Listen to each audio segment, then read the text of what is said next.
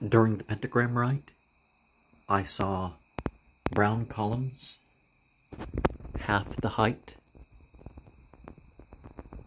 of this altar, and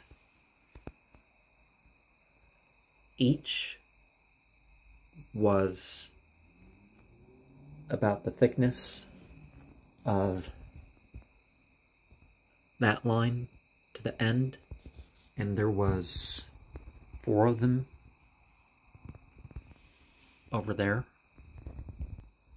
I saw a dark green, almost black, fill the shadows, and then that spread out almost completely throughout the room.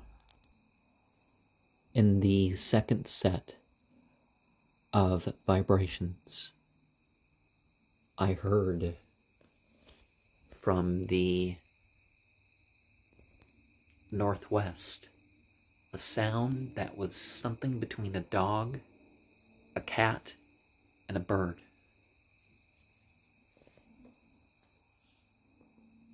I saw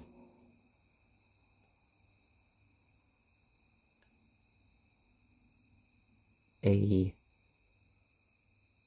stone environment, and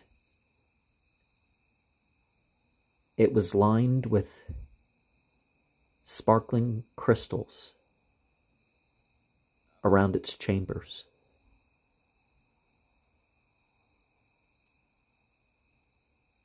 Which reminded me of the sort of thing you see in geodes.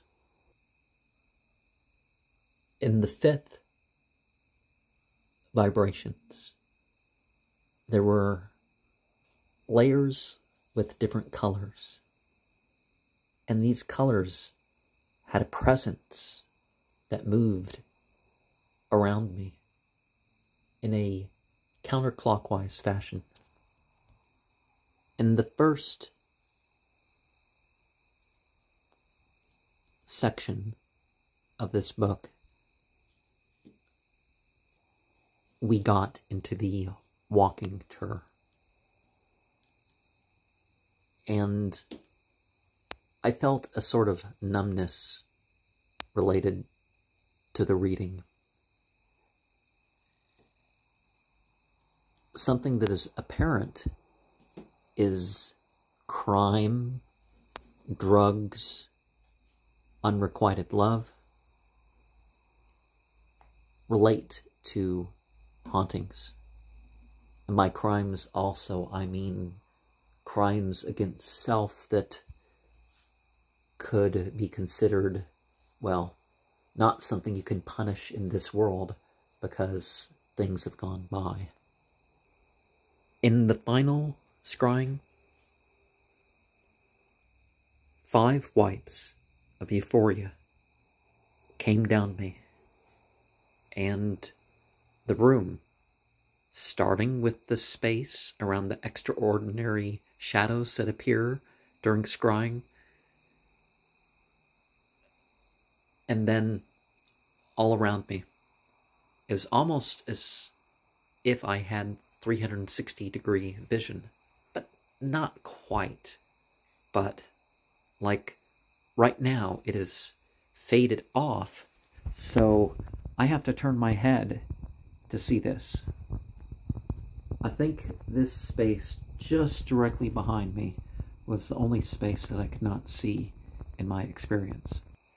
In the 4th set of vibrations, there was a smell of frankincense, which is not something present in the room. The offerings of these is watermelon. It's not a type of tree that grows locally. The book lists 26 different places. Is it holy to voodoo or hoodoo? Or what's the deal about calling it a holy city?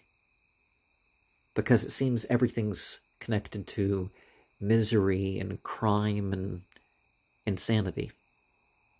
Or at least some degree of drunkenness so temporary insanity chosen. I would agree that there is a history to things beyond what the tombstones or whatever say, and certainly there are entities that attach to things. The only fade of charm, I would say, that could or would happen when day turns to night or whatever is actually having an accident yourself or actually facing some sort of crime. But otherwise, it's, you should probably try to become equiposed to the changes of day and night. Never married Elizabeth and her sisters. Well, her sister, the courthouse, the person who fell from the inn, the saved church, and Porgy were the parts that resonated the strongest with me. I would also agree that charms and amulets are not enough.